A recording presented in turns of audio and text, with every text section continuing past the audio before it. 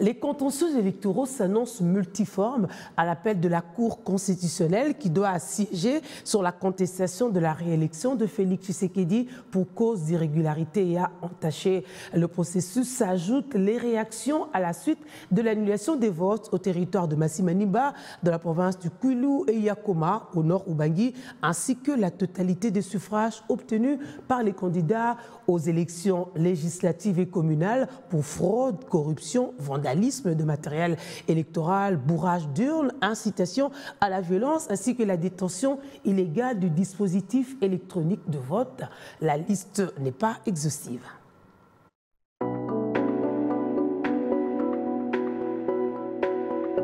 Les tendances de la présidentielle l'avaient bien prédit. Pourtant, les résultats provisoires de la présidentielle du 20 décembre dernier sont loin de faire l'unanimité.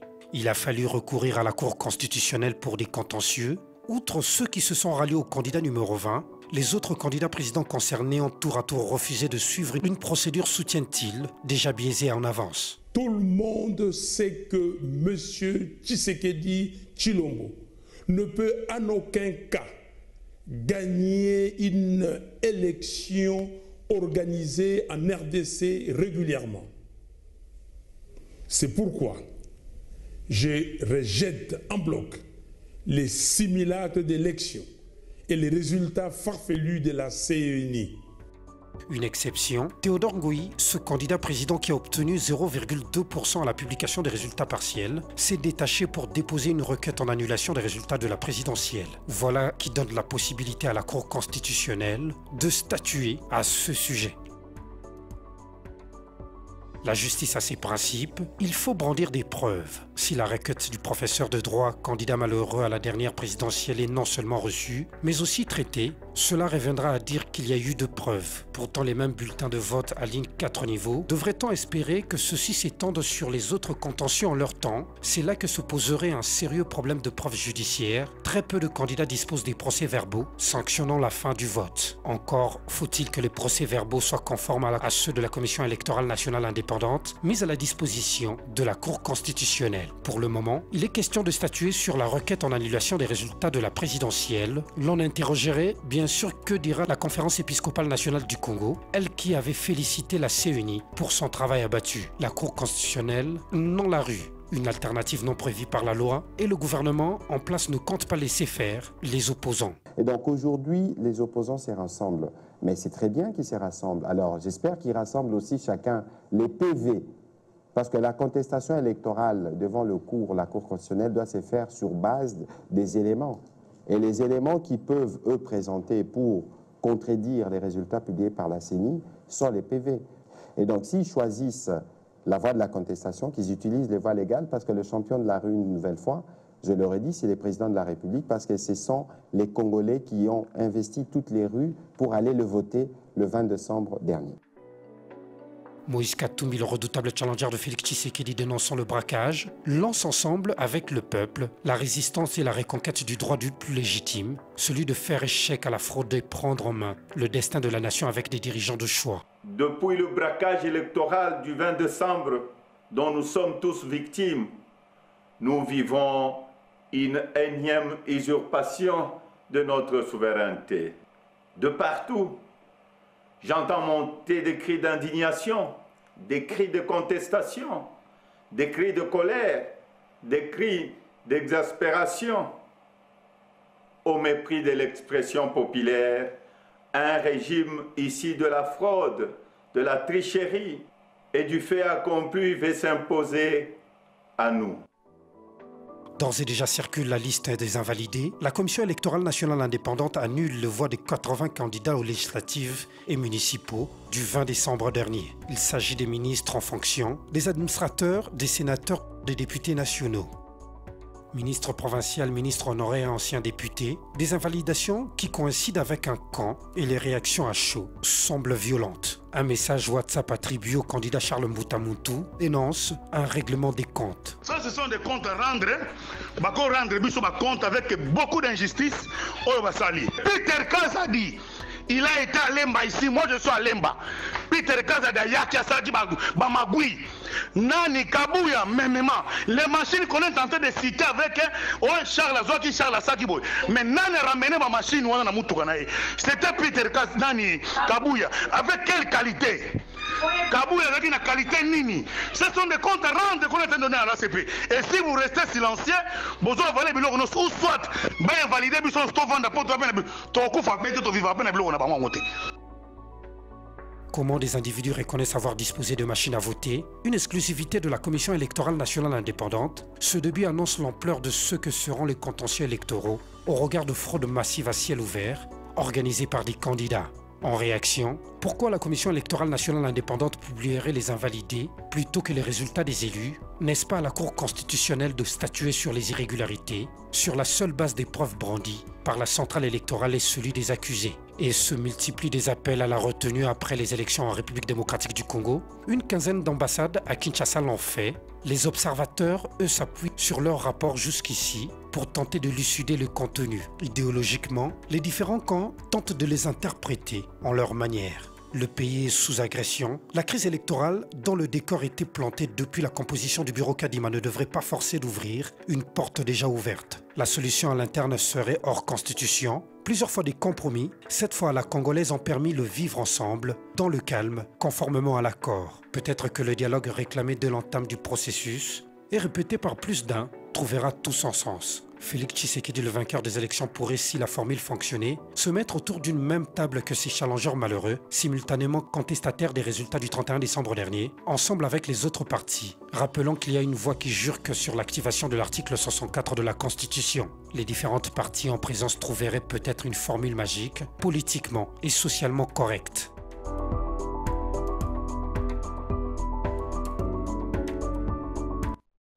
Monsieur le secrétaire national adjoint, vous êtes vous-même dans une double attente, la confirmation des résultats de la présidentielle par la Cour constitutionnelle, la publication des restes des résultats des scrutins, parce que vous-même aussi candidat. Alors, depuis, est-ce que votre évaluation a changé depuis la publication des résultats partiels de la présidentielle et jusqu'aux premières annulations, parce que la liste devra suivre? Madame, je suis content et heureux de savoir qu'aujourd'hui, il y a la volonté exprimée par le chef de l'État d'établir un État de droit est en train de s'installer au vu de tout un chacun. Nous avons connu des élections en 2006, en 2011, en 2018 et là en 2023. Les 3 premières éditions, nous n'avons jamais entendu la cellule organisatrice de ces élections exhiber des noms apportant des preuves sur ses propres enquêtes qui a eu triché. Aujourd'hui, M. Kadima, qui gère la CENI, démontre, qu'il n'est pas membre de l'UDPS, qu'il est conducteur et qu'il a la volonté de pouvoir dire la vérité en publiant les noms de ceux qui ont été élus par le peuple. J'en suis heureux, madame, parce que ceux qui se reconnaissent, et je crois que dans votre reportage, il y a un responsable politique qui avance des thèses, qui reconnaît de surcroît qu'il aurait reçu des machines. Maintenant, la preuve qu'il faudra qu'il avance, tout comme les autres qui ont été demandés les annulations, qu'ils apportent des preuves de leur contestation. Dire une chose, lancer des rumeurs, c'en est une. Mais lorsque les Congolais regardent les avertis, les campagnes électorales de tous les candidats, l'on a vu le chef de l'État actuel réélu, parce que c'est le cas, le candidat numéro 20, passer dans 26 provinces, faire plus d'une 50aine de discours devant des foules innombrables. Ce qui n'a pas été le cas ici. Je vais répondre à M. Martin Fayoulou qui prétend dire que... Oui, logistiquement, financièrement, ce n'était pas possible. Madame, vous savez, c'est grave. Moi, j'aimerais dire que dans ce pays, M. Martin Fayoulou ne peut pas être élu, car même chez lui, dans le Grand Bandundu, l'on a vu ses scores. Il arrive en 2e, en 3e position. Donc je crois que c'est farfelu de nous amener ce débat-là aujourd'hui. Revenons un peu en arrière. Qu'a été la position de l'opposition? Un jour, elle est d'accord pour aller aux élections, un autre, elle ne veut pas y aller, un jour, elle conteste, un jour. Comme toujours, les préalables n'étaient pas réunis. Bon, finalement, elle est allée pour ne pas jouer la politique de la chaise vide. Elle a été incapable de s'unir autour de quelqu'un. Si au moins elle s'était réunie autour d'un candidat, on pourrait comprendre la contestation. Ça allait tout changer. Hein. Enfin, ça pouvait changer profondément. Ça pouvait changer les chiffres, mais dépasser les 20%, je ne les voyais pas. Madame, excusez-moi de le dire, ce n'est pas parce que je suis de l'UDPS avec Félix Tshisekedi, qui a été notre ancien secrétaire général, qui est aujourd'hui secrétaire général adjoint, aujourd'hui président de la République. Mais c'est tout simplement la volonté exprimée par le peuple congolais. Tout comme vous, j'ai été dans les centres. J'ai vu l'engouement qu'il y avait derrière. Ici, il y a eu un vote sanction. Un vote sanction contre qui? Un candidat qui a été présenté par le chef de l'État lui-même, candidat de l'étranger. Et les Congolais étaient convaincus qu'il ne fallait pas laisser d'un iota cet étranger-là venir nous diriger. Ça, c'est aussi un sujet qu'on veut éluder aujourd'hui. Ce vote, c'est un vote sanction. Votre sanction vis-à-vis de qui? Le vote a toujours été sanction. Si, madame, on renouvelle à 3/4 la représentation nationale. Et le chef de l'État lui-même l'a dit. Nommer, voter, éliser d'autres, de nouvelles personnes. Car ceux qui m'ont accompagné pendant mon premier mandat m'ont créé beaucoup plus de problèmes que de solutions. C'est le message de celui qui est aimé par la population. Message qui a été suivi par la population. Mais apparemment, ceux qui ont été indexés par le chef de l'État ne l'ont pas entendu de cette oreille-là. Ils ont essayé à passer par d'autres manœuvres. Et l'autre camp a justement taxé de chaotique ces élections que nombreux avaient rejetées. Est-ce qu'aujourd'hui, on peut reconsidérer cette façon de voir les choses? Ne changeons pas les paroles suivant les rapports des uns et des autres. Qu'a dit la communauté européenne? Qu'a dit la CENCO au sujet des élections? Mais la CENCO continue à demander qu'on publie bureau par bureau. Était-elle si chaotique comme je voudrais l'entendre aujourd'hui? Non, il y a eu des irrégularités. Oui, nous savons tous qu'il y a eu des retards. Ce pays est un continent. C'était difficile de déployer du matériel un peu partout. Madame, j'ai vécu 15 années aux États-Unis. Même dans la grande Amérique, tout ne se passe pas correctement. Il est arrivé des coins où on a voté pendant plus de 2-3 jours à cause des conditions climatiques, à cause de plusieurs raisons. Vous savez, personne, il n'y a aucun pays qui peut se targuer aujourd'hui d'organiser des élections parfaites. Il n'y en a pas. Non, on ne cherche pas ça. On évolue. N'oublions pas que ces élections, la crainte de l'opposition, c'était quoi? Qu'elles ne soient pas inclusives. Mais tout le monde est dedans. Même ceux qui ont une nationalité un peu difficile à accepter aujourd'hui. Tout le monde a pu battre campagne, mais l'on a vu des résultats des uns et des autres. Si je vous posais la question de savoir, par exemple, le pasteur Théodore Ngoyi, vous l'avez vu à Kinshasa? Où est-ce qu'il a fait sa campagne à Kinshasa? En tout cas, on l'a vu à l'église, on l'a vu. Non, je parle de campagne. L'avez-vous vu faire campagne, battre campagne? Alors c'est très facile, j'ai l'impression qu'aujourd'hui, et d'ailleurs je demanderai à la prochaine législation, si j'espère être élu, pour que l'on puisse modifier cette loi-là. Que l'on n'accorde pas pour le plaisir d'accorder au nom de la démocratie. Mais on a aussi l'impression que c'est fait à dessein. Les législateurs s'arrangent pour mettre à disposition une loi pour qu'on puisse faire du remplissage. Imaginons-nous qu'il n'y ait eu que 2 ou 3 candidats présidents. Qu'est-ce qu'on n'aurait pas dit? Madame, suivons les beaux exemples qui viennent de l'étranger. Je crois qu'aujourd'hui, nous n'avons rien à innover. Mais on a plutôt à jeter un regard sur ce que les autres font et font bien, et font mieux. On peut se poser la question de savoir, plus de 40 000 candidats, pour quelles raisons? Est-ce que c'est logique d'avoir plus de 40 000 candidats? Il y a des questions importantes qu'on devrait se poser en interne. La loi ne l'interdit pas. Oui, madame, ça ne l'interdit pas. Mais à un certain moment, nous devons codifier. Ceci pourra aider à avoir les meilleurs candidats. Il n'y a pas de débat. On ne sait pas ce que les gens veulent. Oui, nommez-moi, élisez-moi, d'accord, mais à quelle fin? Pour quel but? Quelle est votre vision que vous avez? On l'a vu pratiquement à tous les niveaux. Pourquoi les gens ont-ils refusé les débats? Certains ont refusé à la télévision. Vous voulez être président de la République, incapable de présenter votre projet, incapable de vous adresser aux Congolais dans aucune des langues, et vous voulez que demain, ceux-là se disent « on veut de vous comme président de la République ». Non, il est ici, madame, des préalables, des prérequis. Les Congolais ont mentalement et politiquement évolué. Ils savent ce qu'ils veulent. Et j'aimerais vous dire, Marie, que je ne suis pas d'accord pour ceux qui parlent d'annulation, mais j'aimerais vous dire, si on devrait repartir demain aux urnes, je crois que Félix Tshisekedi aurait cette fois-ci peut-être 85%. Donc demain, le fait que la Cour constitutionnelle appellera en audience sur les requêtes introduites par la CENI justement en contestation de la réélection de Félix Tshisekedi, pour vous, ça risque d'être sans objet. On confirmerait. Madame, on est en train d'aller vers... Non. Ce que j'aimerais dire ici, c'est quoi, madame? C'est relever le fait que la contestation de la victoire de M. Félix Tshisekedi n'a pas été entendue. Je me souviens du flop politique de M. Martin Fayulu, le même qui aujourd'hui ose prétendre que l'on ne peut pas élire Félix Tshisekedi. Est-ce que vous pouvez peut-être repasser ces images où il avait moins de 100 personnes sur le boulevard alors qu'il contestait, qu'il voulait appliquer le fameux article 64 ? Il était incapable de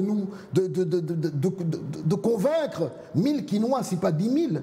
Est-ce que cet homme qui est incapable aujourd'hui, je peux dire politiquement perdu, peut aujourd'hui prétendre... Incapable de faire tabasser les gens parce que les gens ont été prévenus. Madame, vous savez, c'est facile lorsqu'on a ses enfants aux États-Unis et ailleurs. Je crois que maintenant, il faudrait que les Congolais sachent, vous voulez marcher, vous voulez qu'on aille chercher contester la victoire, eh bien ramenez femmes et enfants, mettez-les dans la rue. Parce que nous, quand UDPS on a marché, je me souviens d'un général, je ne voudrais pas citer le nom ici, qui nous avait dit, vous voulez sortir dans la rue, laissez votre héritage auprès de vos femmes et enfants. Mais nous avons bravé cela. Nous sommes sortis, nous avons marché, et aujourd'hui, on se bat afin que l'état de droit puisse être effectif en RDC.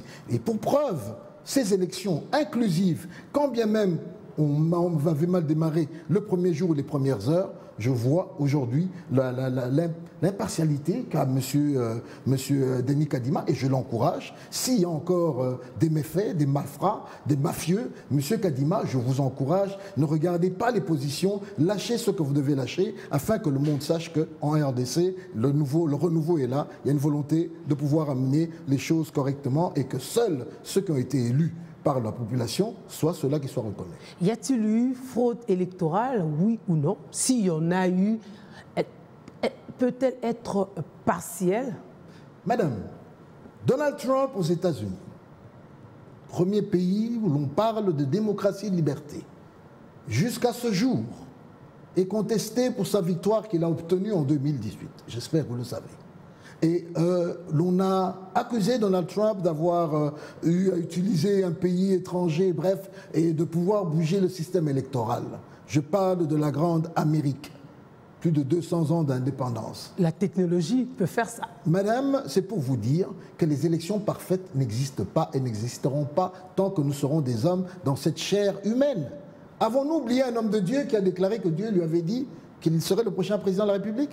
Bon. C'est pour vous dire... Ça, c'est spirituel. Voilà, non, c'est pour vous amener, madame... Tout le monde ne croit pas de la même manière. Madame, c'est pour vous dire que la politique a sa façon de pouvoir avancer. Et ici, je cite l'exemple de cet homme de Dieu. Pour quelle raison? Tout simplement parce que chacun veut venir avec une touche nouvelle, mais souvent pas la bonne, pour essayer d'influencer notre population. Mais ici, je crois en le travail que fera la Cour constitutionnelle demain. S'il est fondé, comme M. Théodore Ngoï, qui a eu, je crois, 0,01% aux urnes, à des preuves, eh bien, qu'il les démontre. Mais je crois qu'à un certain moment, il faut être sérieux et amener le pays à devoir avancer dans la bonne direction et pas venir ici essayer, comme j'ai vu dans votre documentaire ou reportage, une volonté de nous asseoir encore pour un dialogue. Encore un énième dialogue pour qu'on refasse quoi? L'opposition, les FCC a refusé d'entrer dans le système, d'accord. Martin Fayulu a interdit à ses hommes de pouvoir se faire enrôler, d'accord. Est-ce que c'est cela la volonté de se dire aujourd'hui, ok,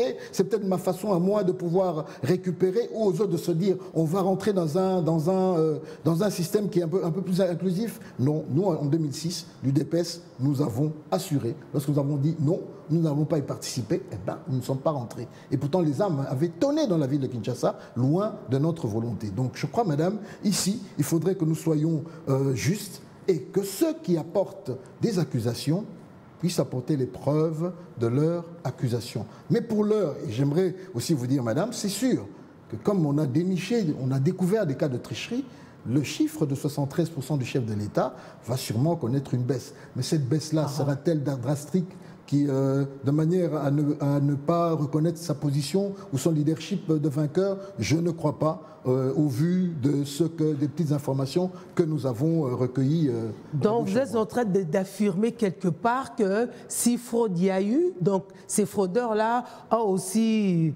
Vous votez chacun en ce qui le concerne pour son président et à tous les autres niveaux. Non, madame, ce que je suis en train de dire, c'est ceci. Lorsque l'on attrape des bulletins d'un fraudeur, ces bulletins-là sont annulés.